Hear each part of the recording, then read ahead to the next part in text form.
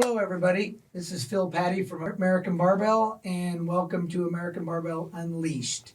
Today I'm sitting here with Ashley Kaltwasser and Sergio Oliva Jr. Yeah, nailed both of those names. Did I get it right?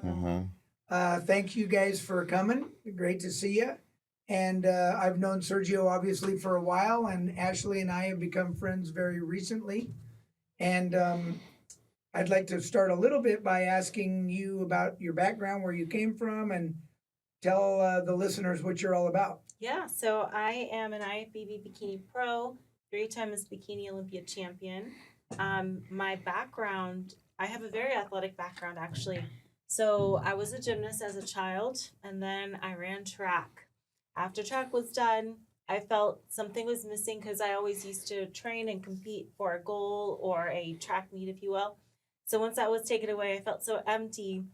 Then I discovered the sport of bikini bodybuilding, and the rest is history. Had to train a little differently, of course, but that's why I'm here, using your weights.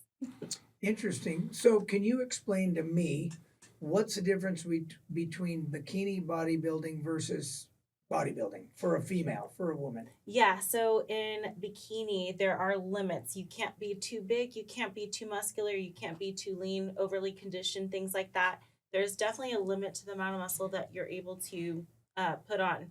But after that, it's about, just symmetry, just like every other division, and flow, things like that. So it's a little more of a delicate division in comparison.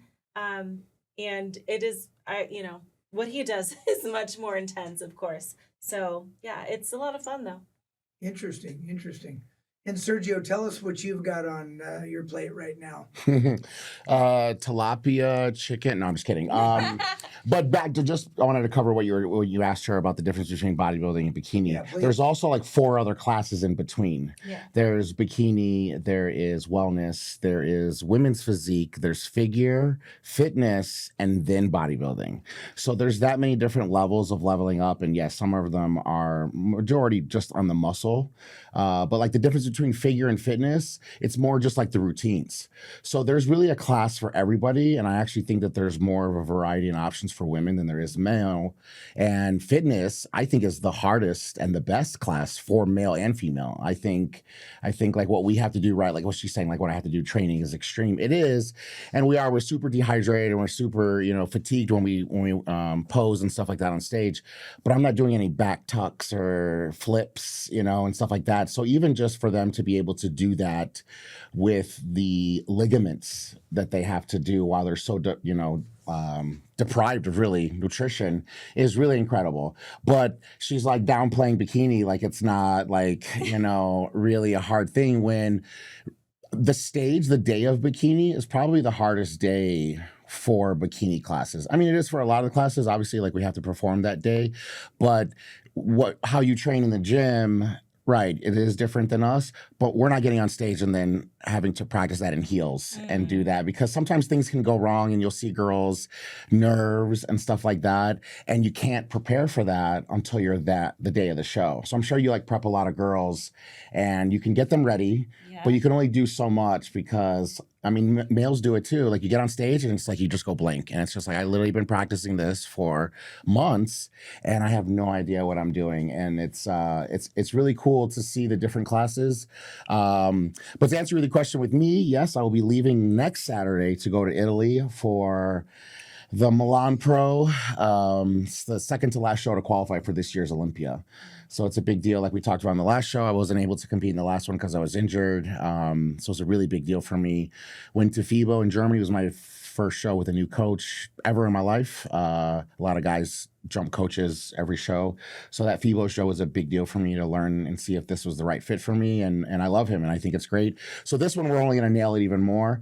I just happen to now get the opportunity to go against probably one of the best classic physique competitors ever, who's now stepped up into open. He's probably got to be the most famous person in Europe too. So it's a big deal for him to be going into open. So there's a lot of hype going into this show.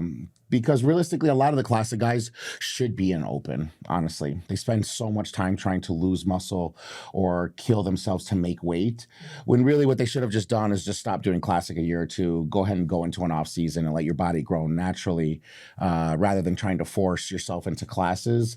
So this is going to be the first time people are going to be able to see him, who generally struggles to make weight, compete in the open. So it's going to be a really big show. I'm going against somebody who just took second at the previous American shows in Tampa and in Texas. So he's got a lot of hype behind him. He's probably the most hottest bodybuilder right now.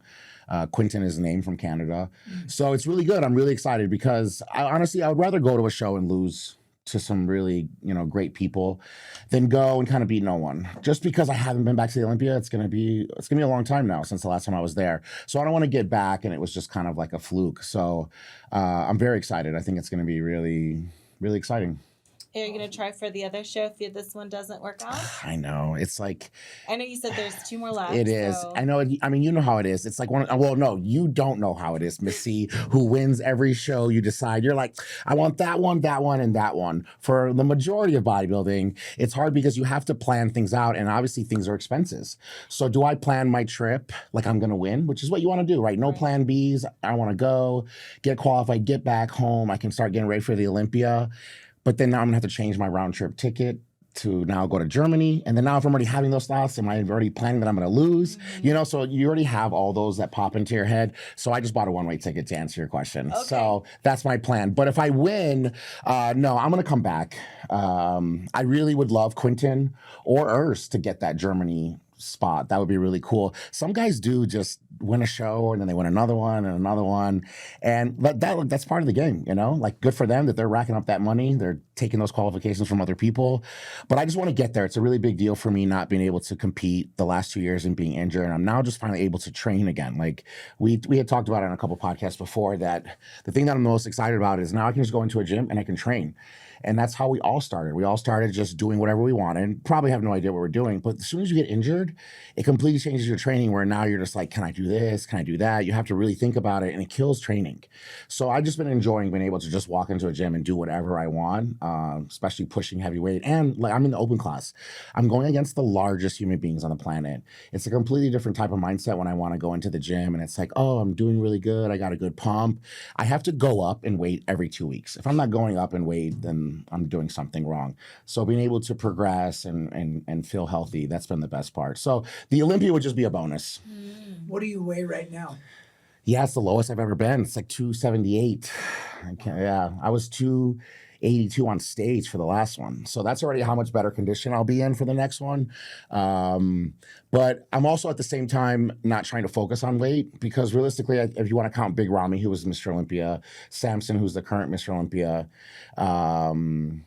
and then maybe Andrew Jack. I talked about him. He lives in Dubai. I think he's probably one of the greatest bodybuilders right now.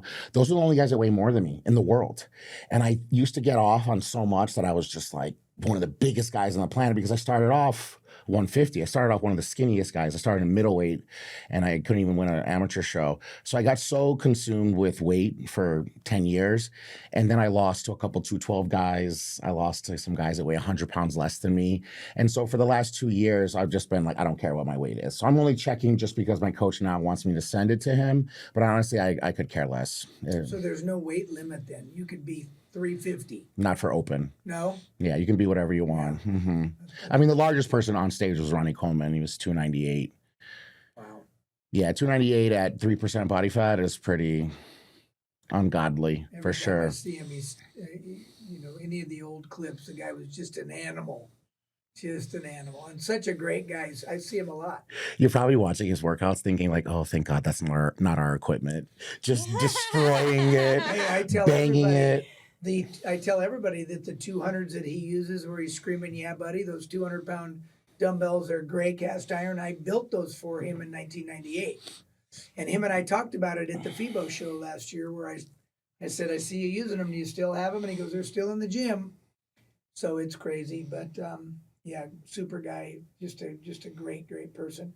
But so Ashley, back to you for a minute. So are you training now religiously every day, every week? What are you doing now? I'm doing 5 to 6 days of training per week, and I'm preparing for the Mr. Olympia. I've qualified for that, so we're sitting at about like 7.5 weeks out, a little bit less than that. So it's definitely crunch time. So every time I go into the gym, I make sure it counts.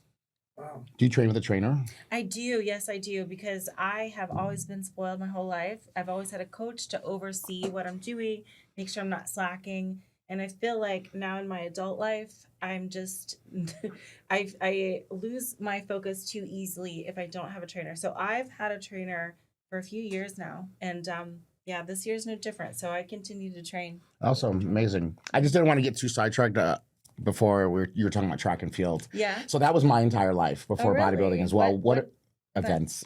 I was just going to ask you. I did hurdles. Me too. Really? Yes, I think hurdles is the hardest to do because people are fast or just fast. Yeah. And people can run forever. Hurdles, you actually have to learn. You have to actually get technique. Yeah. I did the 400s, and if you didn't gosh. if you didn't reserve your energy properly by the end of the race, the last few hurdles, you get stumbly. So yeah, there's some strategy in there. Yeah, you definitely can hurt yourself. So that's amazing. So you did just hurdles or any other ones? Also, I did long jump as well.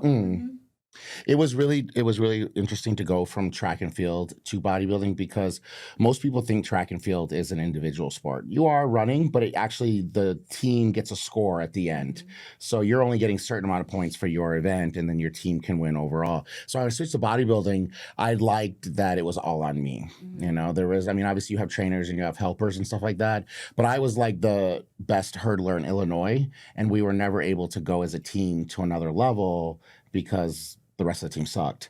And so, especially when you're like 17, 18, you're just like so cocky and, you know, I didn't like that. I didn't like relying on other people. I couldn't travel because of other people. And so when I switched to bodybuilding, I was like, yeah, this is all on me. But then I also got into bodybuilding right when social media dropped. And then it's just like, oh, everyone is just going to constantly remind you how not good you are. Where if you're on a team, you can kind of, you know, your team sucks, the Cowboys suck, you know, not like narrowing out this one individual. So that's been the hardest part because you started before social media too, or before Instagram. No, I was on Instagram, I think, from pretty much the beginning. Maybe 1 year without it. I started in 2011, so that was my first. But it was just the beginning, right? Yeah. Much different. I had asked her that question a little while ago as to when she got started. And the trainer question, ironically, too, because I was curious to find out if you've got enough experience over time and you do the same exact thing. You have a trainer, you want somebody to drive you, obviously, right? Yeah. Motivate you, push you. It's not like we don't know how. We just need exactly motivation, especially towards the end. With bodybuilding, it's such heavy weight. It's just so dangerous that a lot of times the spot is everything. I think I have enough demons to motivate me, that got me, you know, where I don't ever want to quit or half-ass it. But sometimes just not injuring myself or getting those last 2 reps with an insane amount of weight.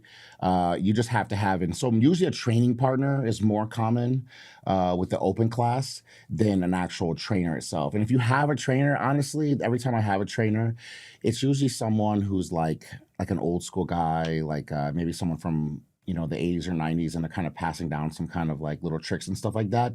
But it's also really nice to have someone do your weights for you. Honestly, you have 24 plates on a leg press, especially now we're so close to the show. You just don't have that energy, and it's really hard to not come off as lazy and have someone that just understands that, like, let me take care of this for you. And so those are really the most crucial. And you mentioned the spot. So spot with anything, squatting, benching, or just everything. Yeah, you can help too much. You can help not enough. You can mess up the lift. I've seen some bad spotters before. I saw a guy one time benching 450, and the guys were so nervous they were spotting from the side. Yeah. And they freaked out, and they pulled it so far forward and dropped it right in the solar plexus, right? And it just hit, and he survived it. But boy, talk about an injury. One of the Olympia used to do a halftime show a long time ago. They stopped probably because of this. They had a guy who was going to break the bench record. So they stopped the Olympia, had him come out. I think it was like 1,010. And he failed. And it was like such a big fail for the Olympia. Like, never mind, just kidding. But it was the same thing. He couldn't get out of his sternum, and they had 2 people on each side. And that was the last time they did a halftime show at the Olympia. Interesting. Mm-hmm. Yeah. Huh. All right, so cool. So you're on in a week, right? You're going to start, and the competition is in. It's in 2 weeks, but It's I'll in go 2 a week early, let my body adjust. The food is just so different. Oh The man. time clock, you know. Well, the food's actually good. That's the good. Yeah, news, not the but- food we're eating. Chicken is chicken. But yes, afterwards, exactly. You're right. You can eat a pound of pasta in Italy and not be bloated or It's even gain different. any weight. It's It the is very all-natural. different. It's The bread is different. Yeah. everything. And I mentioned to a lot of people that I hang out in Sicily in the south, and it's even more amazing because everything's grown on the island there.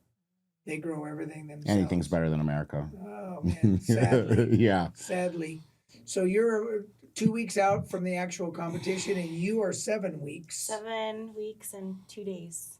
7 weeks and 2 days. Yes. Not that we're counting or anything. Yeah, you know, it's no big deal. All right. Well, listen, no, I'm glad to hear you guys, again, talk about what you guys do.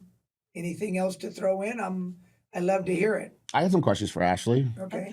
Yeah, I just want to learn about bikini, Okay, just in yeah. case. So, of course, my first question is, of course, I'm sure everybody's asking you, is when bikini first came out, it was just attacked so much. It's just like you have to train less and you do less. And it's like, what's the point of this? And then it kind of low-key funds the IFBB, through the amateur Numbers shows. are The big. numbers are insane. The same with men's physique. So now Fit Model Yeah. is now, I know you're going, I'm going with this, is now the new, why would you do this? This is so, a waste of time. So I just want to see someone who definitely would have started in the beginning. You kind of caught shit, for the class.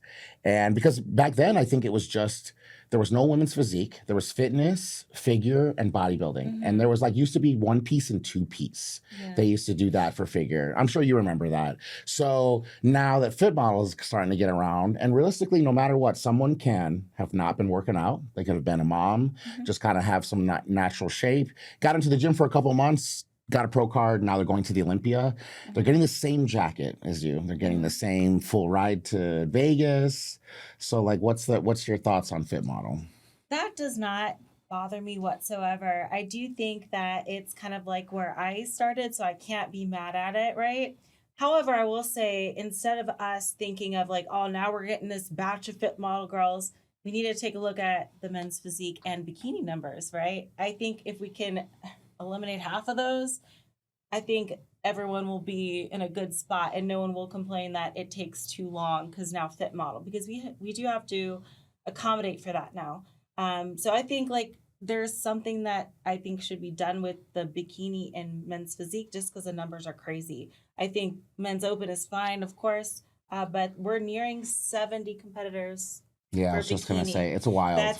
It's a little all right. It's They talked about doing Women's Day and a male day. yeah. Yeah, what do you think about that?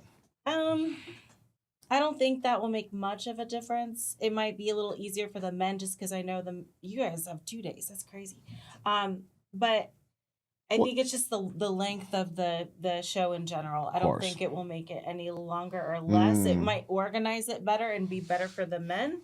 But I think maybe a better option might be a prelim day or something like that, or more of a tier system. And I'm again more so focusing this for bikini, not men's open, because we need more of you guys and less of me. Yeah, no, I think we have 15 or 17 guys, right? Yeah, but it is true because there's so many different countries that are just sending girls, and realistically, a lot of them they're coming from a 1 call out. Sometimes there's not even 2 call outs, so there means that there's 5-6 girls even in that show for the letter, because you guys have also 16 letters, which we don't have. We don't have class A, B, C, D. It's just open 212 and class In A. Olympia, there's only 1. Though. No, I know, but I'm saying to have got there. Oh, yes. You could have got there by just kind of picking the right show in the right country, and it was kind of a slim numbers. So yeah, having that person still be able to have the right that they are an Olympian, they got to go.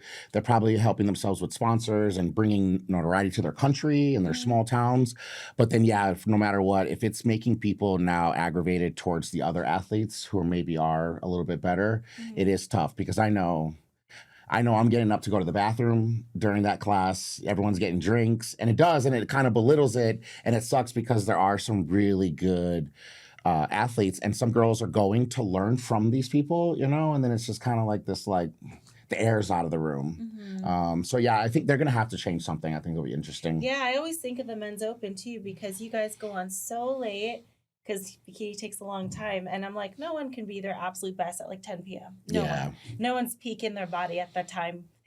Yeah, I think the one in Orlando, it was at midnight. Yeah, it was wild. Kind of crazy, but I'm sure they got it already thinking of it and stuff like that. But by next year, I think it's figured out. Well, I'm curious, when you say 70 people, 70 competitors, that's before you get to the final?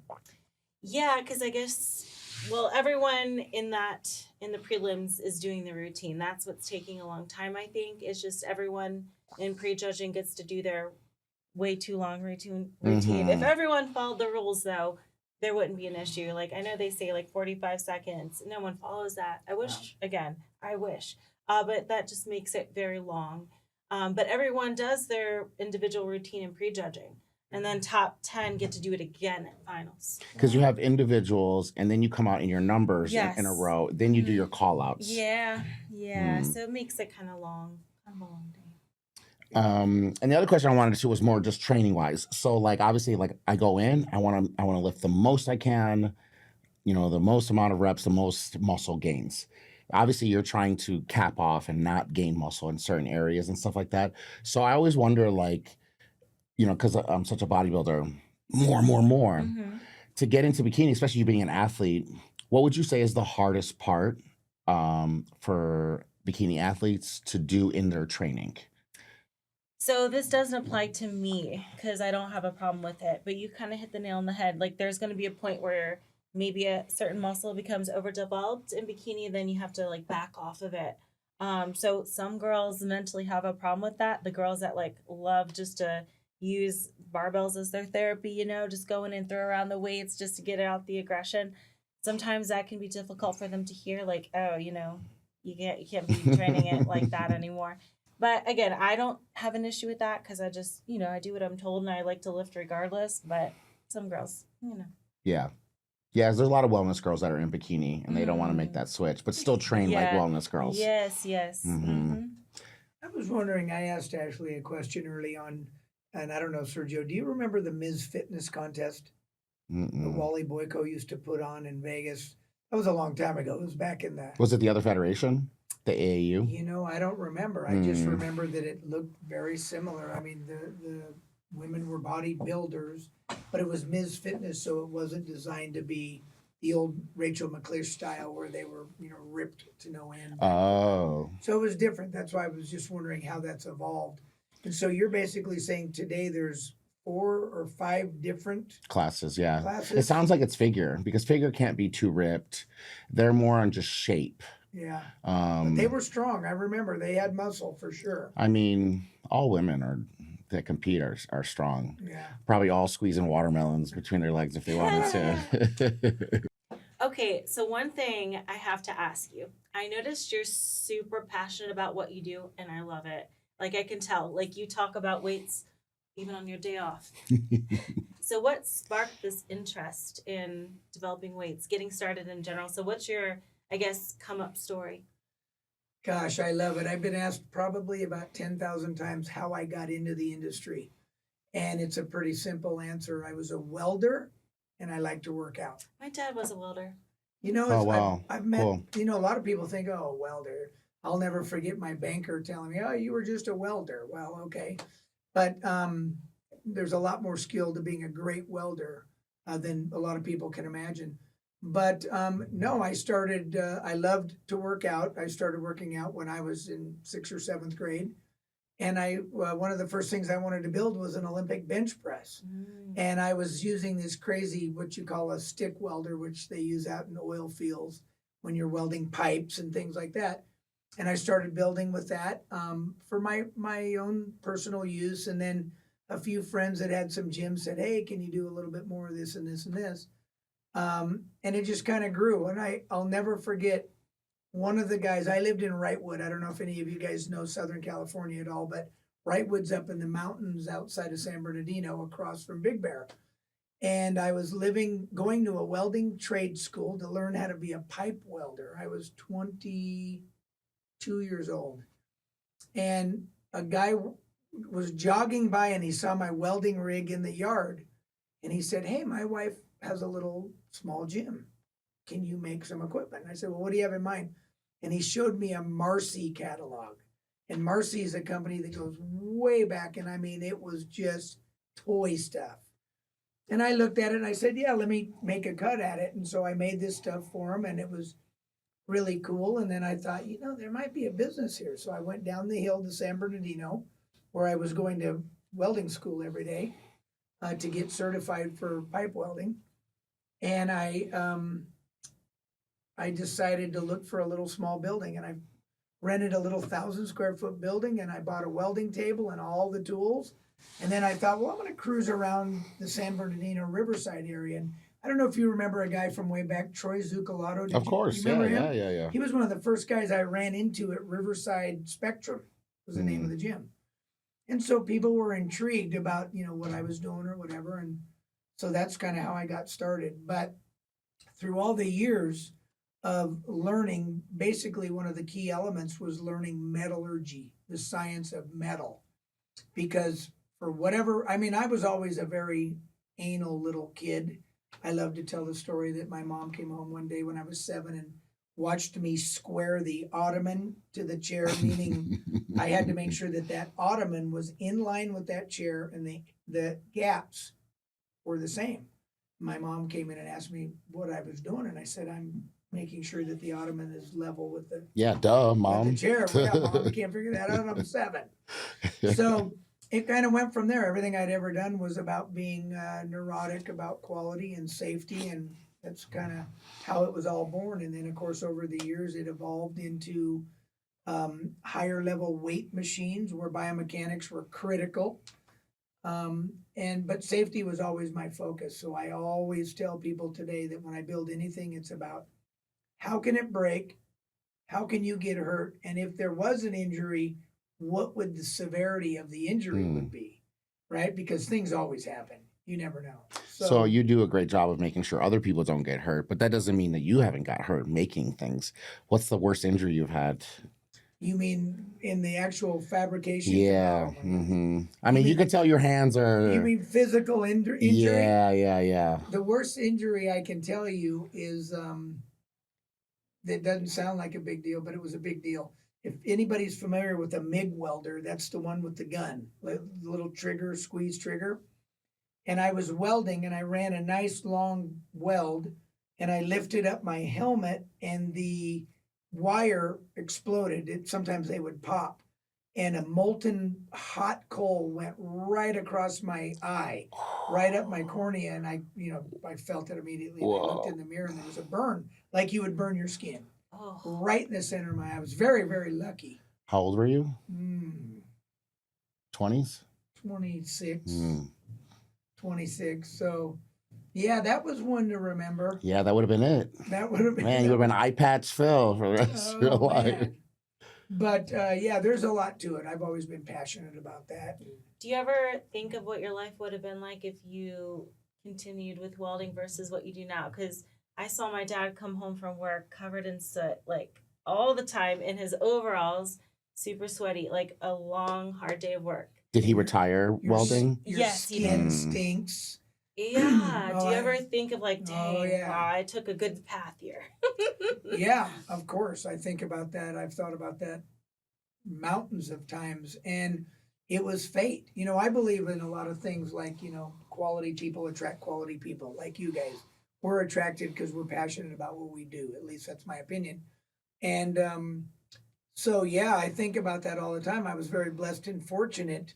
But a lot of it is, the passion for whatever I do. I tell people all the time, I like cars and I don't let anybody clean my car. I clean my car. Oh, really? Oh, yeah. I mean, because I want to be able to get the result I want. And I don't like people to damage stuff and scratch the windows or whatever.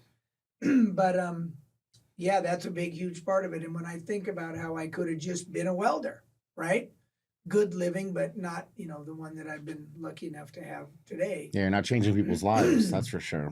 Well, and I tell people that at my age, 66, I'm still on the ground every day. I work, I still think, I dream up stuff, and I make stuff while I'm sleeping.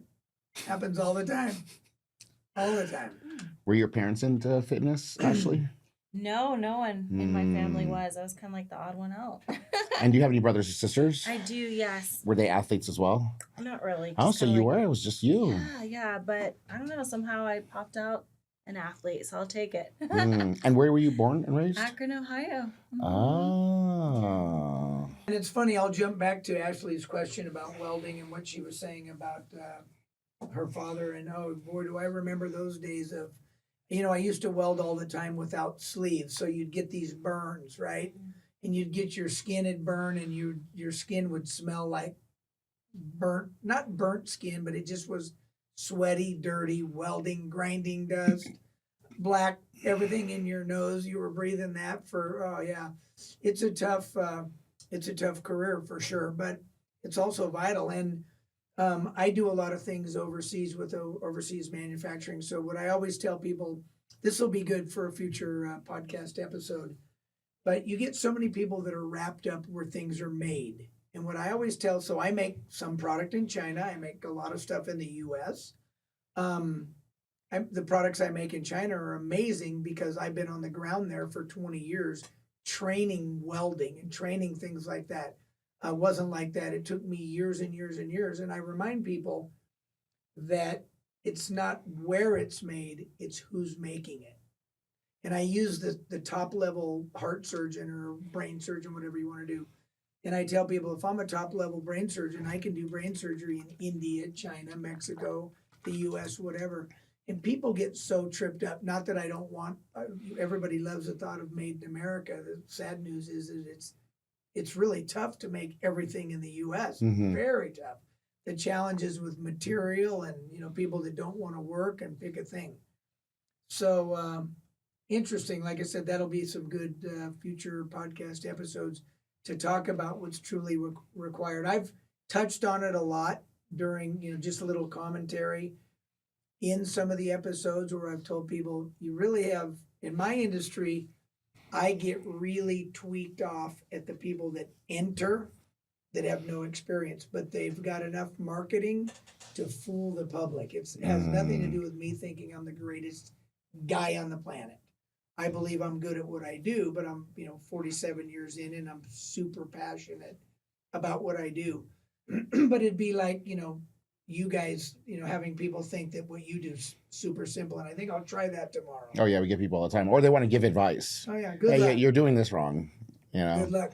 Well, back to where, I want to do a bar. One of my first actual technical episodes will be the development of the Olympic bar and how long it took me to actually develop an Olympic bar. I mean, if you guys think about an Olympic bar and with the weight you're pulling 600 here and there and everywhere, and guys like Bill Cohn that were squatting 1100 or whatever the hell he was doing, and you think about that bar can stay in circulation for 20 or 30 years. And that bar has to bend and return to straight. And it has to remain ductile, which means resistance to bending for years and years and years and years. And you can get somebody that's brand new that has no clue about metal, and they grabbed a piece of metal that on paper looks like it's strong, but it's made for something that doesn't flex, so it's brittle like glass. And I mean, you're talking catastrophic failures. You can imagine you squatting 600 pounds and having a bar snap in the middle. Well, you'd be lucky that wouldn't kill you, but it would probably kill some people around you as those plates flew. But there's other scenarios where you could be benching 500 pounds or 400 pounds. And what if that bar is under your neck and it snaps in the center? Where's that bar going? Right? So anyway, we'll save some of that stuff for later, but no, I just had some training questions because it's just so different from bodybuilding and bikini. And I just wanted to know, like, what would you say are the at least just top two hardest things for someone to like connect with like an exercise? So obviously you have clients and you coach. What's the thing that most girls take a little bit longer to get, because everyone wants to do glutes, So like obviously some exercises involving glutes, I'm sure getting that connection, you have to try and teach them stiff-legged or squatting properly. So it's like one lower body that kind of takes women a little bit longer to get, and one upper body. I would say like a glute bridge, just for the fact that people see like on Instagram girls like doing these big amounts of weights, but maybe not the form. Like a hip thrust, you're saying? Yeah, yeah, Yeah. But it's, you know, it's more of like an ego thing, I guess. In for both things, I would say letting the ego go. It's okay to lift lighter if your form's better. Maybe it's a better option for you. So like sometimes it's hard to explain that it's like sometimes about training smarter rather than harder.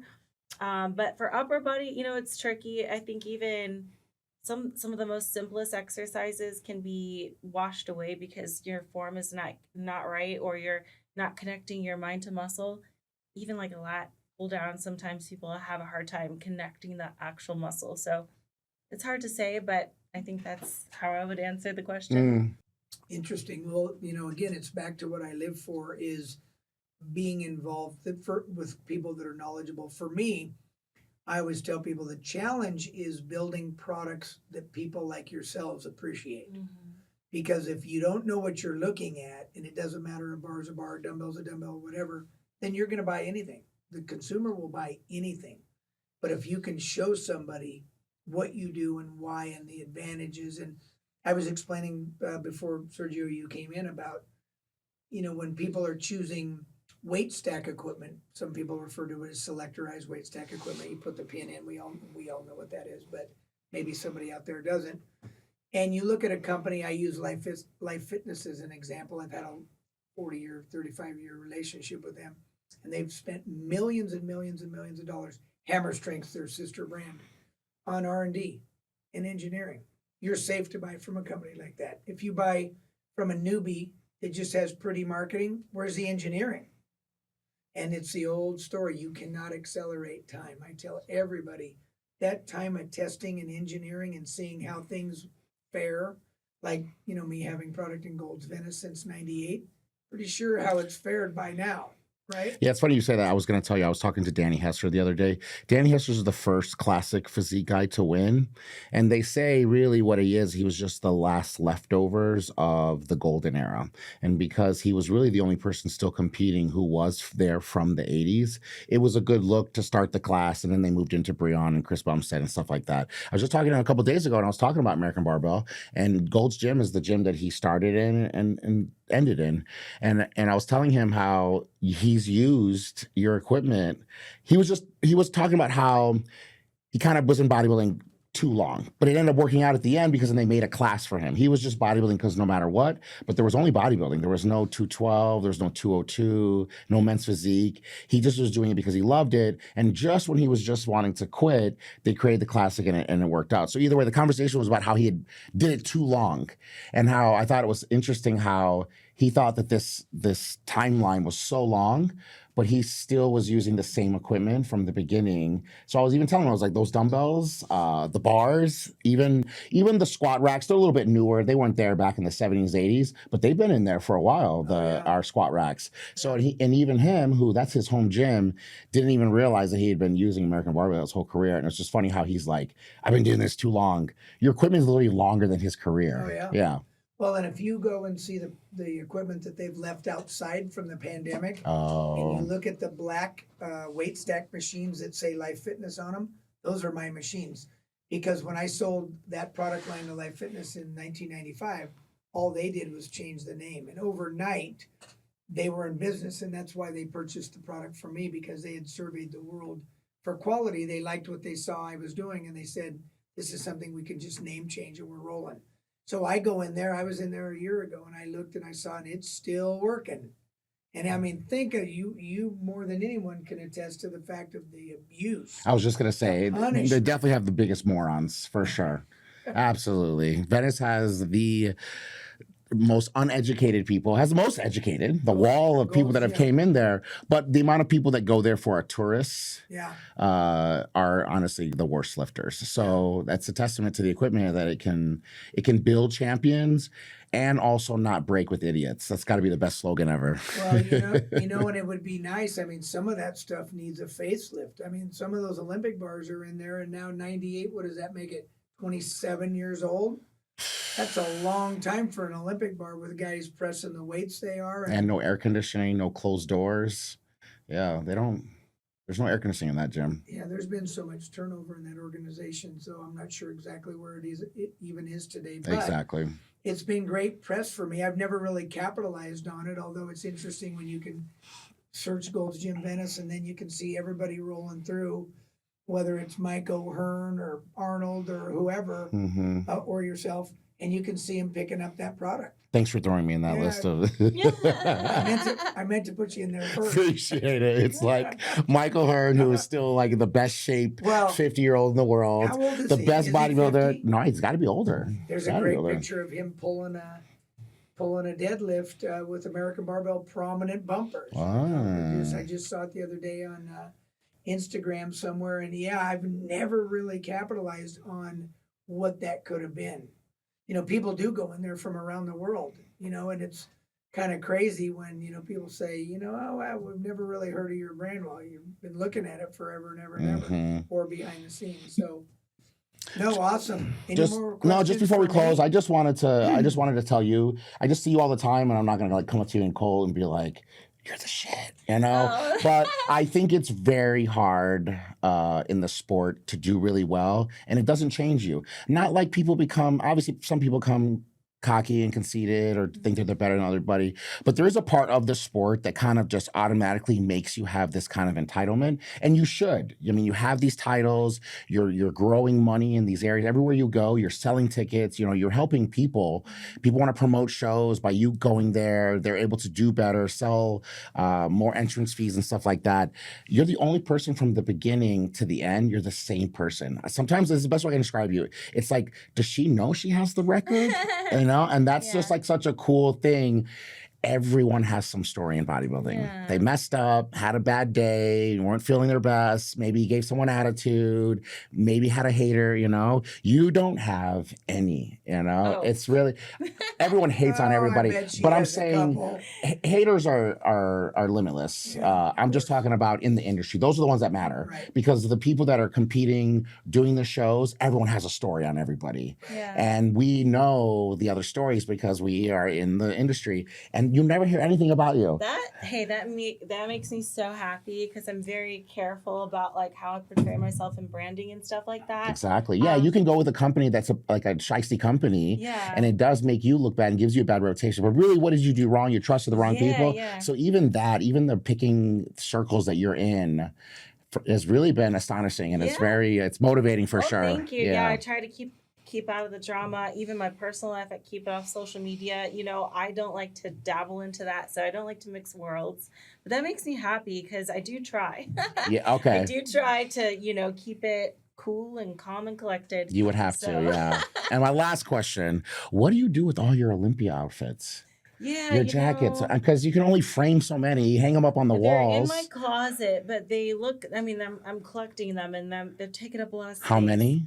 I think I have 10 because I did skip a year of the Olympia. So I have a lot. Some of them's in Ohio still though. That's so cool though. Yeah. Yeah. Well, I'll finish off with back to my comment of quality people attract quality. And both of you guys are really confident people. And again, I've known Ashley very short time. I've heard great things. But that's what I love about you in the short term I've known you is I love confidence. That's how I am.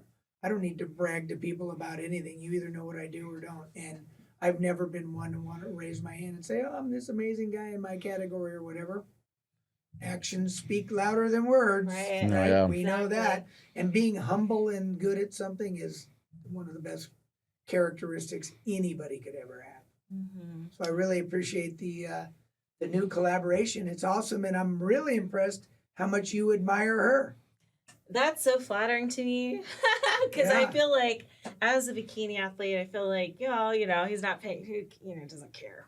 I was just born in this sport. Yeah. And my mom also competed too. Mm-hmm. And so my mom was in the generation too, where it was like Bev Francis was too big. She's too muscular. This is so manly. And now Bev Francis would maybe win a women's physique show. Maybe she might get first call out. Mm-hmm. So I think me being born in the sport and then just watching it change, you really have a better understanding of it than going into it where I only like bodybuilding, this is all I care about, or I only like bikini, I don't really care about anything else. And not that there's anything against those people that get in, they're just kind of one-dimensional. But I think I just am the child of bodybuilding, so I really appreciate, like I was talking about fitness, like I'm not doing fitness, you know. I don't even think I think I know one fitness competitor, like personally. You just have a respect. And then because bikini, let's be real, it is very pageant. So no matter what in there, you should be getting losses in becoming more modelly, more like exactly you're super famous. And that's why it's even more noticeable that you don't do that. Oh yeah. And so I think the things that you don't do stick out more, you know? Okay. So I think I pay attention kind of more to that in general. I like that. Yeah, I do see that too. They tend to get Instagram models. Right. And they have to start Which is building a plan great, B yeah. because I mean, what do you win from a show? Yeah. The show the last one you just won, well, it was like another country, I think. Vancouver, so Canada. So how much did you win from that? 2K. Yeah, 2K. So that's your flight and your hotel, you know, you're making no money. So I think, right, it's harder for women to get in and do bikini and even know that if you're even going to be the record holder of wins, you still have to kind of play the social media game to make money. Right. So that's what I'm saying. It's not anything against them. Right. It's like a different path in a way. Right. But we need to give a little extra props to the ones who are not primarily that, and then also bikini on the side. Yeah, for sure. It's definitely helpful to have a good following. I'm sure you've turned down a lot of abilities to make money on the side that are definitely risque. Oh, yeah. And so sometimes turning things down is also hard. So yeah, just kudos for that. Thank you. That's an interesting comment. Well, look, and I've said to people for many years, it's a great thing to be able to make money to actually help people. Like I love to sell product to people and I'll say, look, I don't want you calling me back unless it's because you're so happy that you're buying more, right? Because that's why I hate problems. I hate warranty. I don't want quality issues. But it's a great thing. In our industry, I believe this. I think our industry is really ripe for the educated people to make money. Sadly, there's a ton of people in our industry and many other industries that make money. The old better to be lucky than good. And in our industry, it's dangerous, right? That's why I love the concepts going forward of, real trainers teaching young athletes how to train correctly and safely. And there's a lot of opportunities. And like for me, I love the opportunity to educate somebody on how you buy safe equipment. I mean, I can tell anybody, don't even dream of buying that. Look at how it's built, or, the flip side of wherever that goes. So, no, I think it's great. I think that's the path of the future. And to your point about, one last comment I'll make about how I operate in my world, and I tell people all the time, I don't pay people to say my products are good. I believe that both of you guys believe we're on the same team because you guys believe they truly are.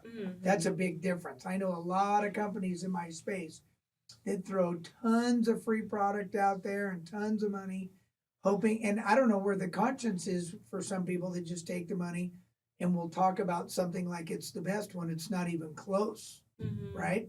Yeah. So kind of the world in general, I guess. So no, yeah, I love our team. I think it's great. It's awesome. Thank you guys. Really appreciate it. Thank you guys so much for coming. Look forward to some great things. Sergio, great luck with what you've got going on. Ashley, you as well. And thanks everybody for tuning in. And don't forget to like and subscribe to American Barbell Unleashed. See you guys later.